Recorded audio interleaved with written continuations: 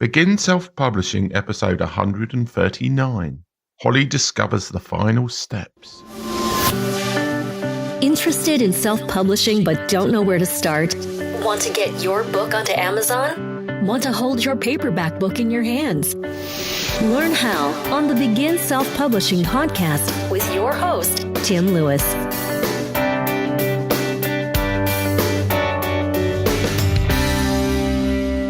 I was originally planning to have Ben Roberts on the show for this episode, but due to some scheduling conflicts, mainly on my side, he will be on the next show.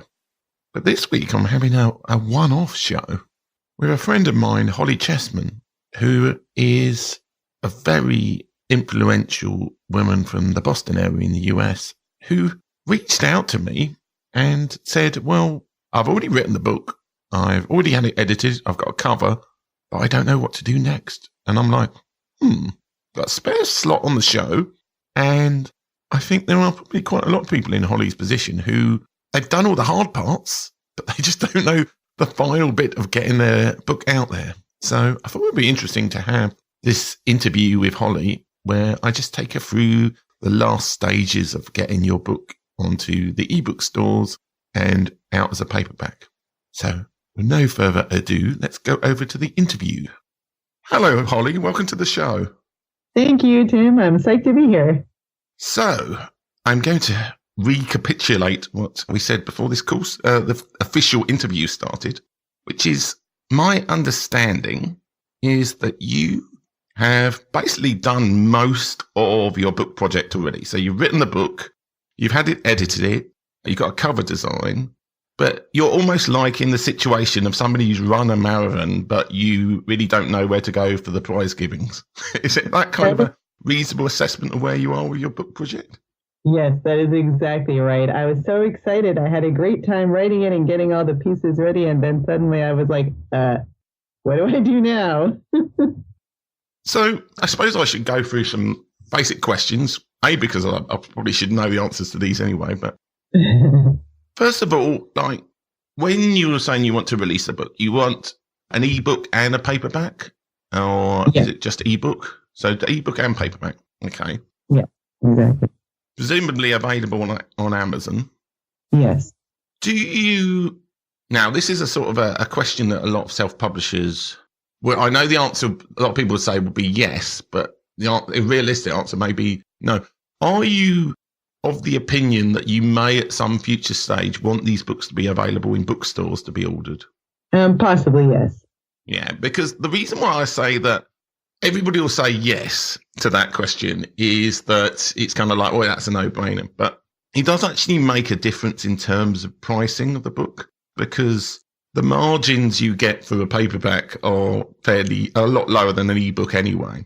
And when you factor in selling it to a bookstore, they take half of the revenue anyway. So you have to factor that in with your price, as opposed to if you're just selling on Amazon, where you haven't got that half the cut going to the bookstore. So it's kind of where I was coming from on that point. Yeah.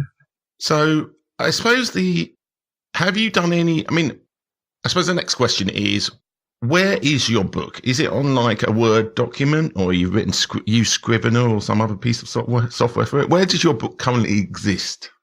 It is in a Word document. That was a template that I ended up using. I wrote it originally in Google Docs, and then I transferred it to a Word doc. And where did you get the template from? What's this template for? Is this just like a book writing template, or is this for a format for a book or something? No, I purchased a template from a company that sells book templates, basically. Okay.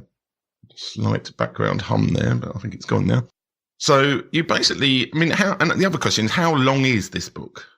It's about, now you ask me, and of course my mind goes blank. I think it's about 200 pages. Oh, okay. So it's not hugely long. It's a reasonably length book. And I suppose the next obvious question is, what is your book about? It's called Amplify, Grow Your Reputation and the Kick-Ass Career You Love. It's about teaching people, women in particular, but it's really it can be for anybody, how to grow their voices online and off in a business setting in order to build their reputation. It started because I speak on that topic anyway. I I speak to some general groups, and then I speak to women's groups, again, like in particular, and teach them this. And at the end of the conversations and lessons, people would say, okay, so where's your book? Where can I learn more? And I would say, I don't know, where is my book? So this is kind of the main purpose of this book is for follow-up for people who've heard you speak and as a kind of an authority building thing. It's not really to be the next whip-yarning sort of sales book that's going to be the number one bestseller in the entire world. It's more to be able to demonstrate your ability. Is that a reasonable thing to say? Yes, that's correct. I would not complain, of course, if it suddenly became this world bestseller or anything, but no, that's not really my purpose in there. It's just to make sure that. So for me, what's important is that when I talk, that people get some value out of it, and that they can then take the lessons and apply them to their lives and really learn how to speak up for themselves. So if they have something they can take back afterwards and then really take that to heart and use it as almost a reference book, then that's, I think that will make me the happiest. That's really the purpose. Okay, I'm going to ask you a very personal question that some people may massively object to, but are you a Mac or a PC person? I'm a Mac person. Okay. Actually, for self-publishing, you're better off being a Mac user because there is software available for Macs is actually better than the PC versions. It's a bit peculiar in that regard. Mm-hmm. So fundamentally, I think we got a couple of things that ultimately, have you heard of Amazon's KDP service, Kindle Direct Publishing? I've heard of it, but I don't really know anything about it. Okay. So a large chunk of what you are going to have to do now is go onto, I think it's kdp.amazon.com, which is Kindle Direct Publishing. And you can use your Amazon account to do this, or you can use a different Amazon account. I've actually got a different one, but then I'm UK based. Okay. Have you got Amazon Prime by any chance? Yes. Yes, okay. I do. So, I mean, something to consider. Are you going to be doing this as an individual or via your company? Have you got a company that you run, or are you just going to be like Holly Chessman? I was going to do it through Holly Chessman Marketing, which is the company, but also kind of me. Yeah. Yeah, because, I mean, it's like another, I mean, you know, when you log on to Amazon, you've got like your Amazon account or whatever. Getting a bit of another, it's gone now. So what you will just use your normal Amazon account and you'll log in to, well, I say you could use a separate one for your company. I'm not quite sure about because you will set that account up to pay to a particular bank account for where your royalties go. So I'm not sure. I think you're probably all right with just with your normal Amazon account. And if you've got Amazon Prime on that account, then you can use the Amazon Prime for deliveries. So that's why I'm kind of like, okay. Yeah. So that is not going to be your first port of call. Your first port of call is getting your Word document into a format where Amazon can publish it. Now, they have got their own, you can actually upload Word documents to the KDP Amazon service, but then you're very much their kind of, however they decide to interpret your Word document kind of format. That sounds dangerous. Yes. I know people have done it. I mean, this is the thing I've seen plenty of books where people have done this, but you are very much in the position where you're vulnerable to the proofing or how they decide to format it. Yeah. So there are two main formats that you'll need. One is an EPUB format, which is like electronic publishing document for the ebook. Well, actually, there's a specific Amazon format called .mobi, but it's so similar to EPUB that it's not really an issue. And the other is a PDF document version, which is print ready for the print book. Now, it used to be the case that there were two separate services for print and ebook. So there was Amazon KDP for Kindle, and then there was CreateSpace for the paperback version. But they'd recently just been merged together all into KDP. Mm. So now you can do everything within the KDP interface. And it's probably worth you setting up in the next day or so, setting up a KDP account so you can get an idea of what it looks like. So you basically go onto it and then you can say create a new book, and you'll need to set up account information and where you want payments to go and that kind of stuff. But there are some things so one thing you will need to do before you actually publish a book is you'll need to create a EPUB and Mobi file for the ebook, and you'll need to create a PDF for the paperback book. Another thing to consider is that you need to give some thought, and I always forget to do this, but give some thought as to what your book description is going to be. So that bit of text that you see on Amazon for the listing of your book, and also what categories, certainly in the ebook store, you want your book to be in. Because as you probably might have heard, that I am now an Amazon #1 bestseller, admittedly in a totally scammed category. But a lot of people, you may want to look for your book as to what categories it can fit into in the Amazon ebook store, because there's an awful lot of not particularly competitive non-fiction categories. And they're also, if your book charts in a category that's reasonably competitive, then that will help sales of the book, because people will see it in the charts of that book. So when they're buying another book in that category, they think, well, I like that one. You'll see it, they'll see it in the charts with your book and potentially buy your book. So give a lot of thought as to what categories your book can go into. So how many categories can a book go into?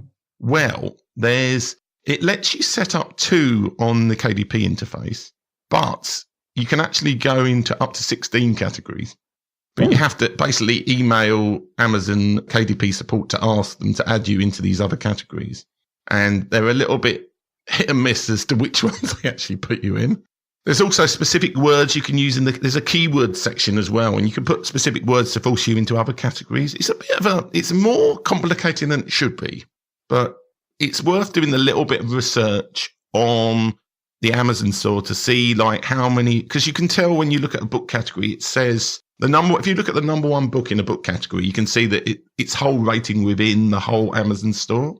So if you see that your category has book number 6 in the whole Amazon store, then that's going to be a harder category than if it's the #1 book is number 350,000 or something like that.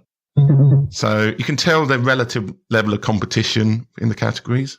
So that's something to consider. The book description. Another issue that if you want to distribute to bookstores, as opposed to just having it on as a paperback just on Amazon, you'll need to consider buying an ISBN number or a set of ISBN numbers. Now, I'm based in the UK and we've got different ISBN regulated to you. Have we got Nielsen, where we have to go online and buy ISBN numbers? I think in the US, I think it's Bowker or something. So you can probably Google US ISBN numbers. And what those numbers are they are the equivalent to the barcodes on the back of the books.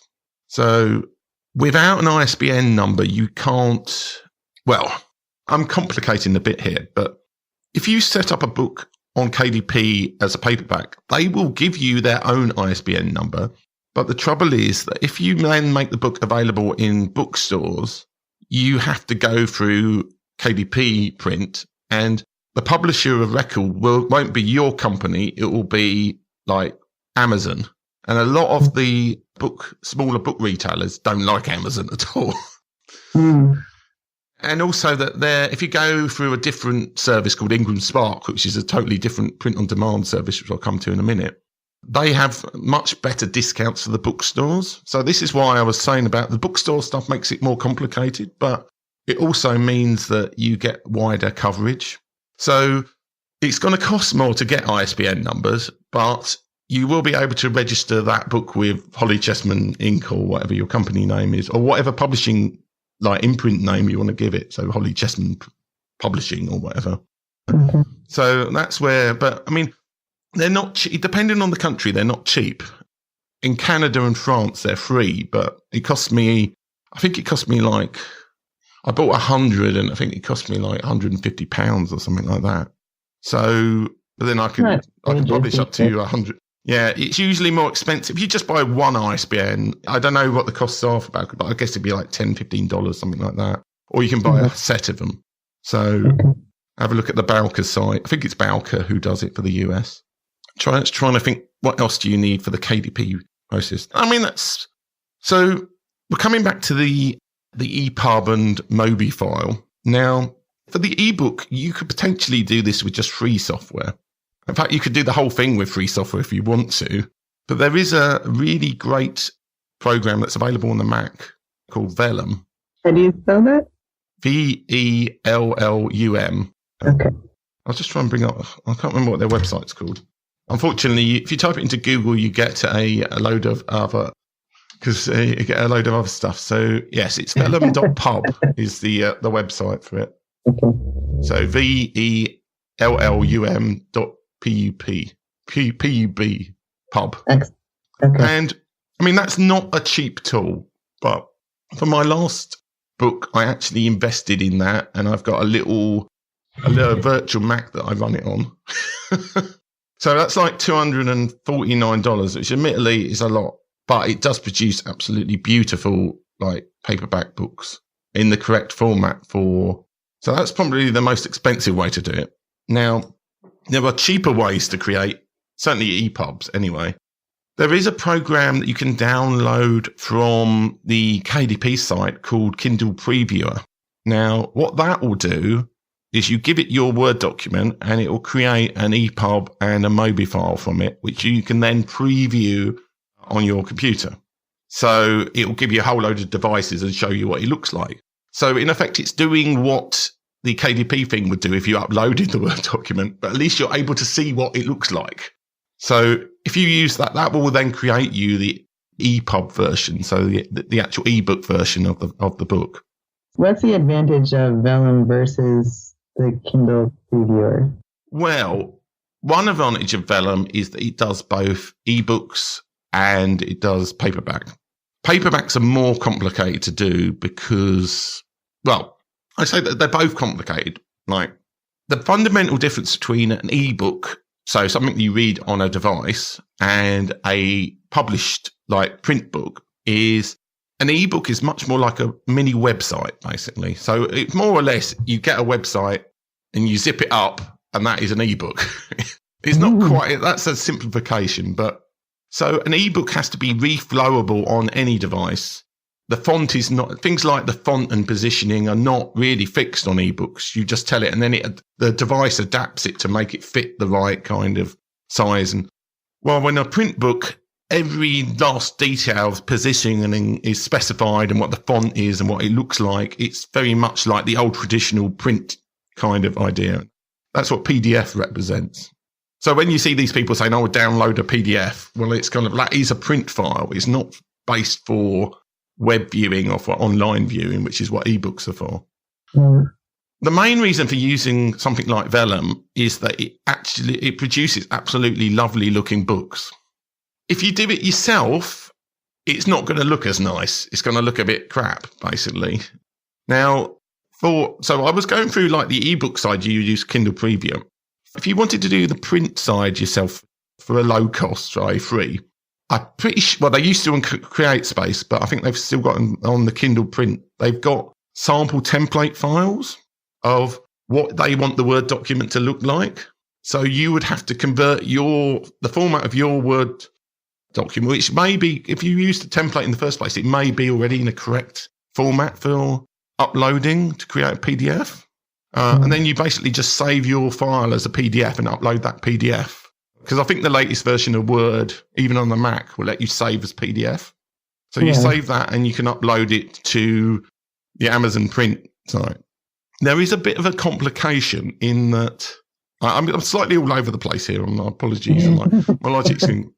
But we were talking about bookstores earlier. Now, generally speaking, if you want bookstore distribution, you're better off to, as well as releasing the book as a print book on Amazon using KDP, there's also another service called Ingram Spark, which is nothing to do with Amazon.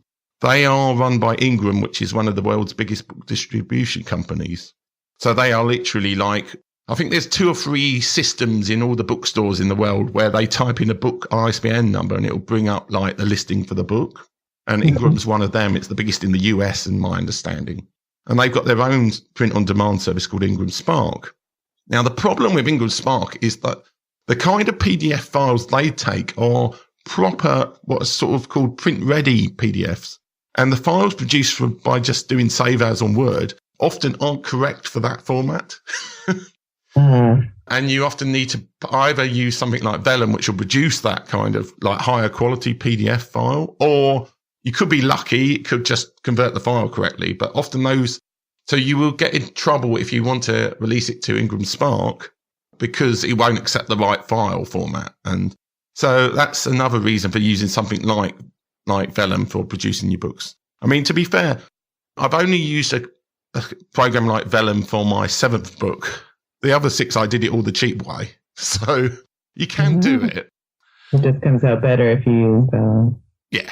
I mean, or the other alternative is to find somebody like on freelance, not Fiverr, but, Upwork or something like that, who will do the formatting for you. There are people who do formatting. If you don't think you're ever going to write another book, or you're not going to write that many books and it's not worth investing in software, you could find somebody who will do the formatting for you. And I mean, that could range anywhere from something on Fiverr. There are probably people on Fiverr who would do it for you for like $5, but they aren't going to do a very good job, I would guess. There are people who charge hundreds of dollars for it, but you've got to ask, really, is it worth it for one book to pay that? So that's another option. You just pay somebody else, and they may be somebody who just goes onto their PC and formats it in Vellum for you. So, yeah, well, that's what I keep thinking while you're talking is I don't know if it's worthwhile to pay somebody else to do it. If I could just get Vellum for $250, if I'm already going to be spending, a couple $100 on somebody else, it's not a repeatable thing. I would have to continue to do that if I did another book later. Yeah. So might as well bite the bullet and figure out how Vellum works. Yeah. Well, it's fairly straightforward. It works with Word documents. I had a few issues with my book, which may, depending on the structure of your book, may be an issue with yours. With your book, is it just chapters, or have you got sections within it, or is it chapters within sections, or how is the book structured? There are 3 main sections of the book, and then within each of those, there are chapters, and then within each of those, there are some exercises for people to do. Yeah, but those exercises aren't really separate sections or anything? Is that a good way of looking at it? They start on a separate page, but it's not an entirely different section. Yeah. So I think that's probably because the way my book was structured, I had chapters and then I had sections and I had sections within sections, and I had to kind of I had to get to Vellum support to get, because it's got a very kind of opinionated way of how it formats books. So in my book, it was a bit of a trouble to get it working, but I did in the end. And once you get it working, it's actually really, really good. It produces really beautiful formatting files. So it's kind of why I would recommend it as a program. Okay. So that's one thing. You'll need to get your files with what the book looks like. We need to get the book description. I would recommend, no, I don't do this myself, but I should do. Give some real thought as to the book description and what it's going to say. You also want, with the ISBN numbers, if it's anything like the UK service, you want to be looking into that today. And because with Nielsen, when I bought them originally, I was thinking, I'm going to get some ISBN numbers. And then I realised it took like a week and a half to get them. So I don't know what the situation is with Bowker in the US, but I wouldn't be they're all very old fashioned. What information do you have to give them in order to get an ISBN? What do they need other than your money? Mainly your money. You do need some sort of book description, but they don't. I think that's for the listing in the ISBN service. I mean, it's people kind of get wrong. These are just numbers for signifying. It's almost like an identifier for the book. So the barcode, literally the barcodes you see on the back of all books are a visual representation of the ISBN number. And it's just a way that bookstores and anybody else listing the book can know. Well, it's one thing is it lets them track the sales of your book across all the platforms because you've got a common ISBN number. But it is mainly for listing it, and it's kind of like, so it's a bit of a magic number. I mean, Amazon will give you one for free if you use their service, but then you're basically locked into the Amazon print ecosystem. They've got an option on there. Well, I'll talk about that in a minute, actually. There are some extra things that are choices you have to make in terms of how you distribute your book to begin with, both for ebooks and for print. And I'll tell you my advice, but you feel free to ignore it when I get to that. So, but anyway, so you've got you've now used Vellum or paid somebody or done the cheapo option. You've got your ebook and your paperback book. You've set up your KDP account, and that need things like, you're lucky to be based in the US, because if you're not based in the US, we have to do a whole load of extra tax information to get withholding tax not paid in the US. So you're based in the US, so you don't have to worry about withholding tax, I don't think. Yeah. So you get your account set up, and then you'll get like an add book option, and you've already got your cover design. Is your cover just for the ebook, or is that for it's for either. Just the ebook? Yeah.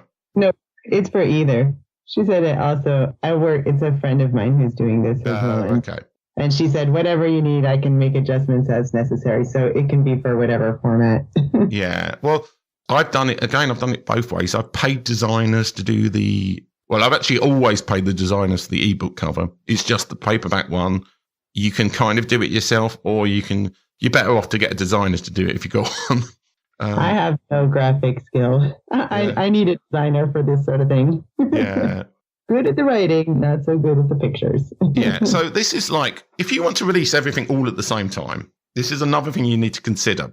When you get your book formatted, however you do it for the print side, you will get a number of, you will know how many pages your book actually is. And that is important for the designer to know, because the spine width, i.e. like the bit on when you put a book on its side, that bit is called the spine. So when you're like looking at a bookshelf and you see all the books stacked up, that spine width is based on the number of pages of the book, and also what kind of paper you go for. There's options you get on the print side, whether you go for cream or white paper, and depending on the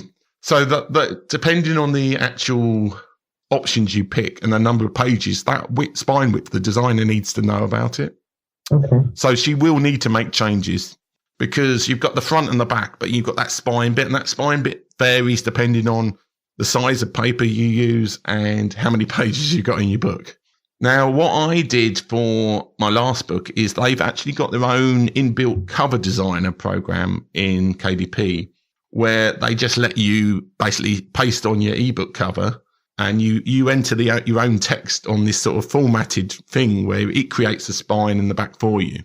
So that's another option, but it looks better if a designer does the whole thing rather than just like with my book where the back is me just writing on their template. So the designer would create the design for all of that, and is that something that I then put into the...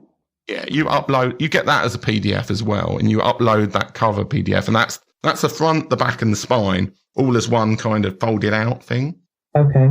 So they would have, it's literally like if you took a book and you basically ripped the inside out and you just laid it all out on the table, that's what the design of the spine and the front, the spine, and back looks like. So the cover's on the right, and the spine's in the middle, and the back's on the left. Okay. And then is that something that I add into Vellum, or is that something that I add in straight through Kindle? You add it in Kindle. The cover and the Vellum's all about the interior. So, and there are it's good to use a program like Vellum, because there are kind of like little rules that a lot of us will miss, like chapters starting on the right or the left and this kind of stuff. And it will just do all of those kind of conventions for you. Otherwise, it's very easy to just end up with something that looks a bit strange, because you just don't appreciate it because you never formatted a book before. Right, exactly. So I'm doing also, I don't know why I'm all doing this. I could just bring up KDP on. So I mentioned there are some options within the KDP interface for, I would suppose, distribution options. So there is something called KDP Select that you could choose to join for the ebooks. Now, if you click yes to that, then for 3 months, you are limited to only being able to release your ebook on the Kindle store. And you say, well, why would you do that? Because that's stupid, because you just do it with that. But you get advantages for being just in the Kindle store. And an awful lot of self-publishers do this. I don't anymore, because I like going to the other ebook stores that are available out there as well. Mm-hmm. But the advantage you get is that they make your book available for free download for people who have, I can't remember what the service is called. It might be called Select, actually. But you can actually, there's a service on Amazon where you can pay to get free ebooks. So they think they rent your book. And being on KDP Select means that people can rent your book. So we will get paid for everybody who reads your book on the KDP service, the KDP Select service. You also get access to two potential promotion options. One is what's called Kindle Countdown deals, where you see they will let you gradually do a promotion of your book where the price goes down every day. The other option is to have up to 5 days where your book is free on Kindle. So there are advantages either way. I mean, one advantage to being on KDP Select is you don't have to worry about going to other ebook stores to to monitor your sales or to release your book or anything, which is something else we need to talk about if you want to go down that route. The disadvantage is that you can't sell your ebook anywhere else. You can't even sell it on your own website because you are committed to you can only, under the rules of KDP Select, you can only have up to 10% of your book available anywhere else, including your own website and other stores. So you are very much exclusive to Amazon. Now, on the print side, there isn't an equivalent scheme, but they've got what's called expanded distribution. I've never checked expanded distribution, even though I've never actually got round to distributing my books anywhere else, but that's a whole other matter. Expanded distribution makes your book available in bookstores from Amazon. Now, the reason for not really doing this is that the rates that they give bookstores, the way bookstore selling works is that the bookstore gets a cut of the book, right. They're the first people to take their money from the book. And usually they take over half the amount of the book, possibly more. And then you get your cut. Then the print costs come out of it. And then you get your percentage of whatever's left. Now, for expanded distribution, they only go up to about 40% discount for the bookstores. So the bookstores are used to getting like 55% of the book. So a lot of bookstores just over and above the fact your book will be seen as available on Amazon and the rest of it. The bookstores are just not going to even want to stock your book, even if they did. I mean, you could say that there's an argument that your book is now orderable. Somebody could go into a bookstore and ask them to order your book, but no bookstore is ever going to, unless it's a real hit, they're not really going to order it through that expanded distribution service. Right. So that's why most self-publishers who want bookstore distribution don't tick that box. They don't tick expanded distribution. Yeah. They just go for the Amazon release to Amazon option. Yeah, no, that makes sense. If you choose KDP Select, does that also mean that you can't print it or do any of the other? No, it's just for ebooks. So, okay. Yeah, I mean, in terms of the other ebook stores that are out there, it's very easy to fall into this trap of thinking that Amazon are just huge because they're huge in the US and the UK. But outside of those countries in the world, other ebook retailers are often bigger. So, for example, in Canada, Kobo is about the same size as Amazon as a ebook distributor. And in lots of places in like Africa and Asia, there are loads of other ebook retailers that are kind of... Now, how realistically, how many people in, like, say, Taiwan are going to buy your book? I don't know. But I'm just going to say that that's probably not my main market. There may be people from Canada, and I have actually gotten people from Africa before reaching out and with interest around it because I've seen it on social media. But I would say the vast, like 97 to 99% is going to be US based. Yeah.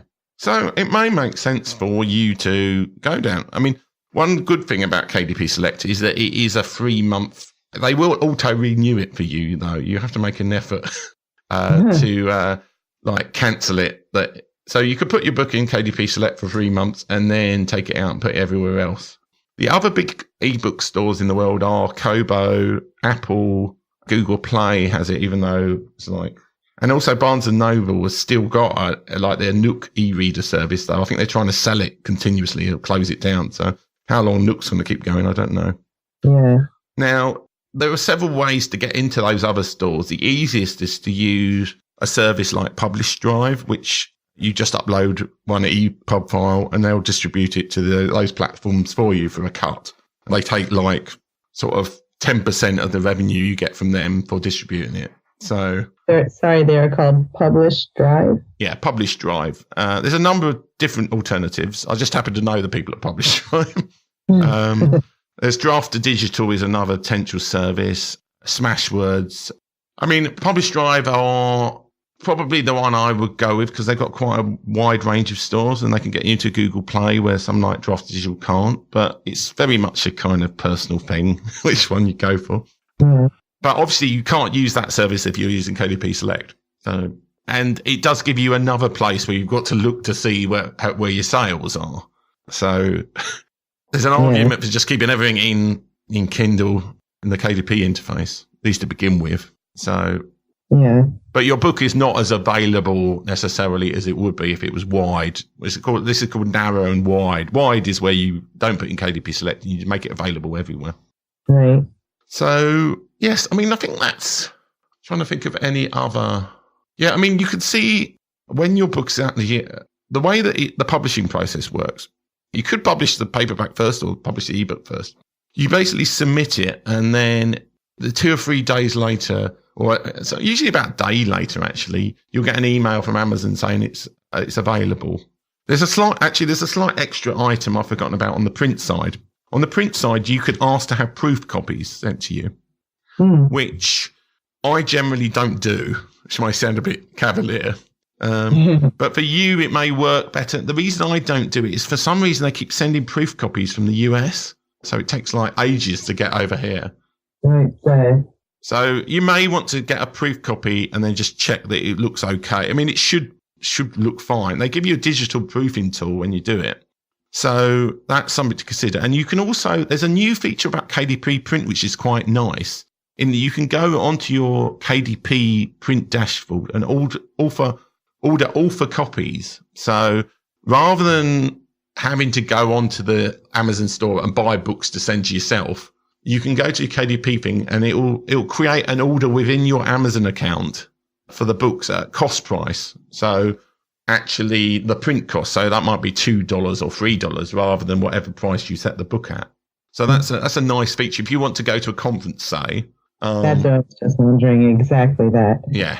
I mean, I've heard that actually Ingram Spark, if you go down that approach and setting that account up, they are cheaper than the Amazon print copies. But to begin with, it's kind of like, you probably just want to start with ordering the author copies. So that's one option. Trying to think of anything else. The other thing I'd say is give some thought about your marketing and how you're going to launch the book. I'm usually too busy at the end of it to do that. But the biggest tip to book marketing is in the first month or so, you want days where you want your sales in a clump of a few days. You don't really want one person to buy your book every day for the whole month. Or you rather have 10 people on day 1, 2, and 3, because, as I say, that will get your book into charts on Amazon. And Amazon is kind of like almost like a nuclear reaction chain reactor from a marketing perspective. Mm-hmm. It will sell books for you if you get enough traction on the Amazon platform. So you almost want a spike of sales. You don't just want one days because they've kind of got wise to people doing that, but you want a consistent, so you want all your marketing to be focused into a short period at the beginning, so that you can get into charts and you can get exposure for your book that way. And then hopefully your book will get it'll be in a chart, in an Amazon chart where people are actually looking at it, and you'll get sales through being in the chart. And then beyond that, in the ebook store, you get what's called the also boughts. So when you look at a book in Amazon, you'll see people who book this book also book this book. So once you get into the position where you're appearing as an also bought on other people's books, that'll get you sales as well. So that's kind of the advice I would say. Try and focus as much as, and the other great advantage to being in the first month or so is there are actually new release charts in Amazon as well. So that kind of helps. I think I got into some new release chart with my book. Not that it really helped at all in terms of sales, but. So, yeah, I mean, trying to think of anything else there's probably major stuff that I've forgotten about. I suppose Yeah, probably the best thing to do was that you could obviously message me after the show and maybe like we'll have you up because you're kind of like you're on the show because there was a bit of a gap in arranging the other people having interviews. So maybe once all this process is all over, I'll get you back and you can kind of tell me how totally wrong I got it. And all the things you forgot about, and we'll just go and complete it. But maybe that'll be quite a way away, I suspect, probably next year by now. And I hope that I can get the book out and actually get my act together to get everything together before then, so it actually goes out so I can tell you the stories. Yeah. So we'll get you back on when the dust has settled and see how good my advice was, because I'm sure I've missed something major, but it's always good to, I think, told you, I mean, basically, most of it could be like go to kdp.amazon.com and buy Vellum. It sums up. But it's so helpful to hear you walk through it. I really appreciate it. It's, it's hard to tell sometimes just from doing research online where exactly you're supposed to go. Everybody seems to have a different idea of what's supposed to happen. And I figured it couldn't be that complicated because plenty of people seem to do it, but I just wasn't really sure where exactly I was supposed to go next. So this was super helpful for me. Thank you. Yeah. Well, the trouble is that, I mean, there are lots of ways to skin the self-publishing cat, and everybody's got their different view on how to do it. So I think this is probably accepted as the best, well, at least amongst the best non-stupidly expensive ways to do it. So that's the advice I've given you. And hopefully you can come back and tell me how great and wonderful it was next year sometime. I'm excited. Thank you. I really appreciate your help. It was great to have you on the show, Holly. Thanks, Tim. Thanks for listening. If you enjoyed today's show, please stop by iTunes and rate and leave a review. This helps make the show more visible. For free resources, show notes, and other helpful content, join the community at beginselfpublishing.com.